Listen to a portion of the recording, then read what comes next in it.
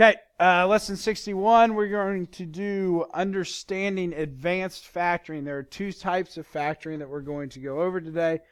One of the types is going to be sum and difference of cubes. The other type is going to be factoring by grouping.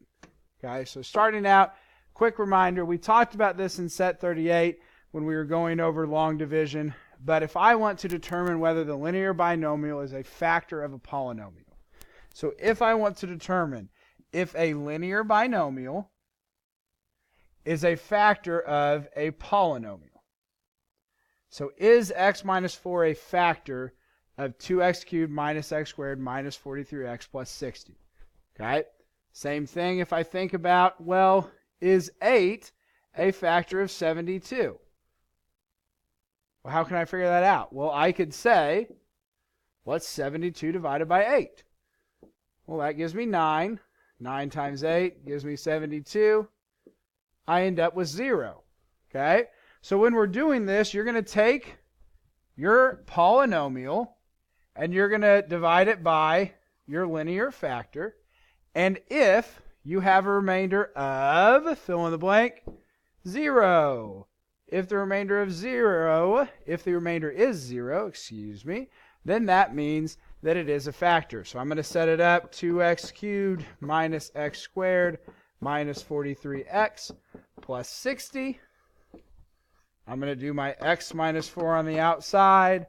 I'm going to go down through. I'm going to be making all my notes. And if I get to the very end and I see a remainder of 0, then that means that yes, x minus 4 is a factor. Okay, so just a quick reminder, make sure to remember that from lesson 38. You may see those questions pop up. Then we're going to get into it. We're going to go sum and difference of cubes. First off, we've done something similar to this. We've done difference of squares. Okay, oops. If I have an x squared minus 9, that factors to an x plus 3 and an x minus 3. Okay?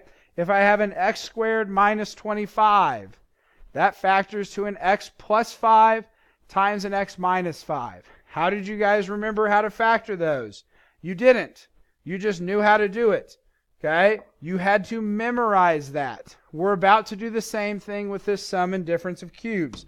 You're going to have to memorize that if you have a sum of cubes, this is what it factors to. You're going to memorize that if you have a difference of cubes, this is what it factors to. Okay? So, first thing, if I'm asking you guys to memorize this, we need to take a look at it. Try and figure out some of the similarities and differences. Okay? There's two different things up there that we have to memorize. Or is there?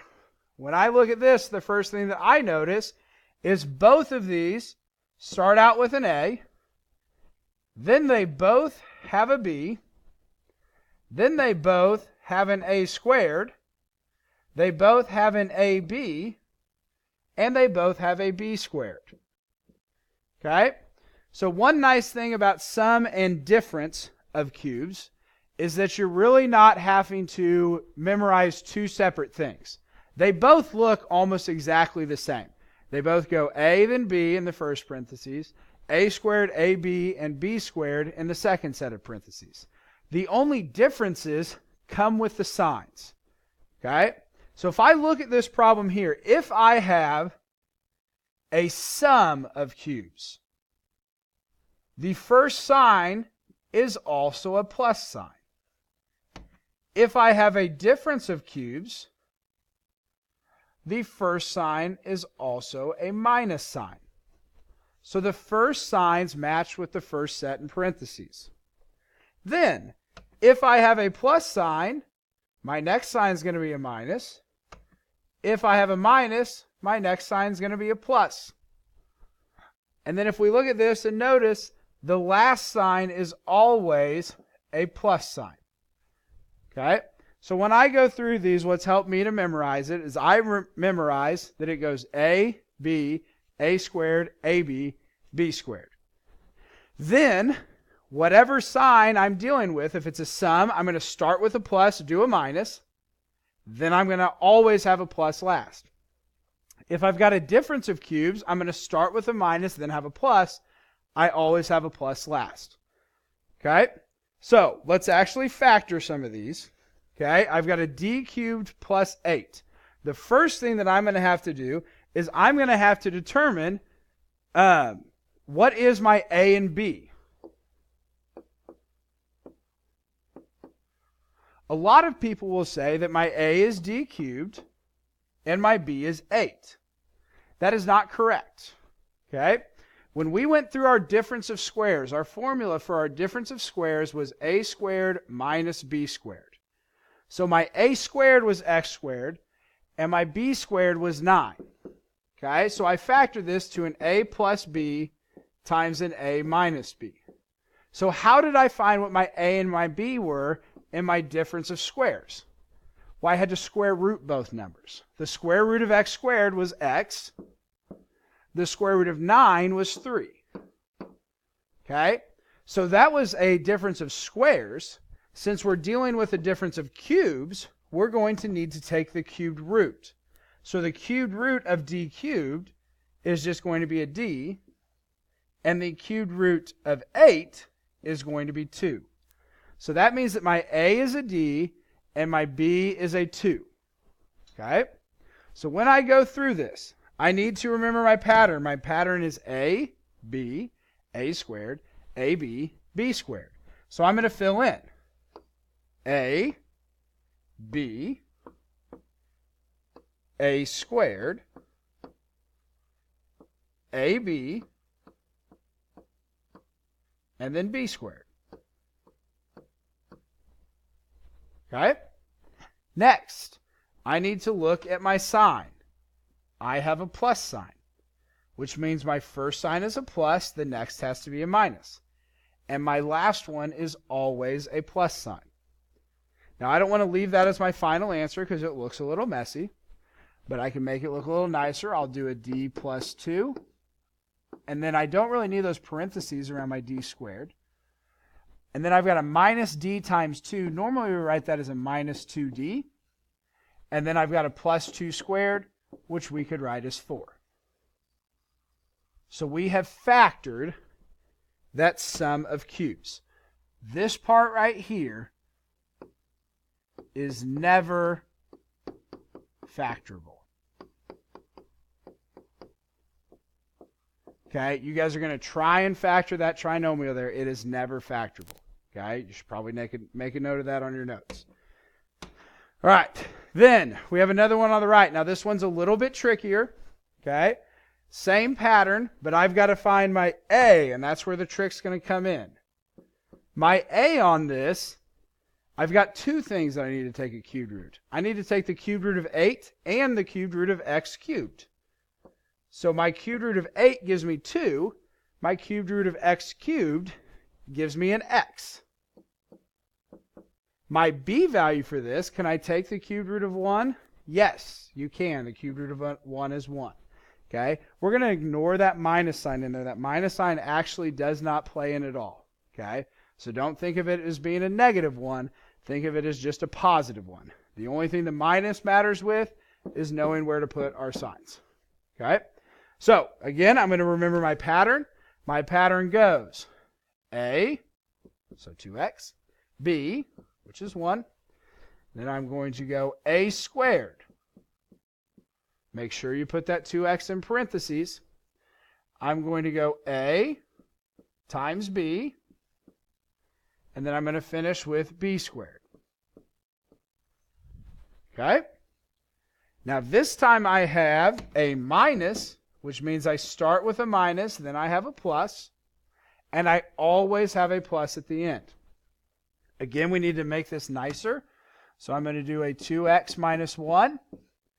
Then this squared, remember, has to go to the 2 and the x, so I have a 4x squared plus 2x times 1 is just a 2x, plus 1 squared is a 1. And that is my difference of cubes. Okay, so 2 examples there to help you guys with your lesson practices. Next slide, we have factoring by grouping. Okay, factoring is something you guys have been doing for a while. I'm going to take my 1 times 30. I need factors of 30 that will subtract to give me 1. Well, 1 and 30, that's not going to work. 2 and 15, no. What about 6 and 5? 6 minus 5 gives me 1. So I'm going to have an x squared, a 6x, a 5x, minus 30. I need my 6x and my 5x to have different signs. I need them to equal a positive 1. So I could go plus 6x minus 5x. Then I need to see what I can factor out of the first two. Well, that would be an x, and I'd be left with an x plus 6. I can factor out a negative 5. I will be left with an x plus 6. As long as these two match, they became one of my factors, and my other factor is from my two that are outside of the parentheses. Okay, and that's how we've been factoring. Fun fact for you all, this right here is factoring by grouping. So you've already been doing factoring by grouping. But now we're going to start out with 4 terms that cannot be added together. So I've got an x cubed plus 8x squared plus 2x plus 16. So I'm going to go through the same steps. What can I factor out of the first two? Well, I could factor out an x squared from the first two, and I'd be left with an x plus 8. I can factor out a 2 from the second two, and I can factor out an x plus 8. So my x plus 8s match, and I'm left with an x squared plus 2. And there's my answer. Some of you guys are going to want to ask, what do we do if the x plus 8s don't match? Well, if the x plus 8s don't match, most likely you've made a mistake. Okay? Could be that it's just not factorable, but I'm probably not going to give you guys one that is not factorable. Okay? Let's do one more example just to make sure we got it. X cubed plus 10x squared. I could pull out an x squared from those, and I would be left with an x plus 10. I could pull out a negative 1 from my second pair, and I would be left with an x plus 10. So x plus 10 is one of my factors, and x squared minus 1 is one of my factors. And then we're actually not done yet. I gotcha. What we have up here is a difference of squares. Okay? It's an example of our difference of squares. So that's actually able to be factored again. Okay? I've still got my x plus 10, but I've got an x squared minus 1, which factors to an x plus 1 times an x minus 1. Factoring by grouping, the one trick that they try and trip you guys up with is they will hide difference of squares in there. So make sure that you guys check that you are actually done factoring after you do your factoring by grouping. They will try and hide difference of squares in there. Okay? Go ahead and do your lesson practices. When you guys are done with those, bring them up to get checked, and then you guys can have your homework.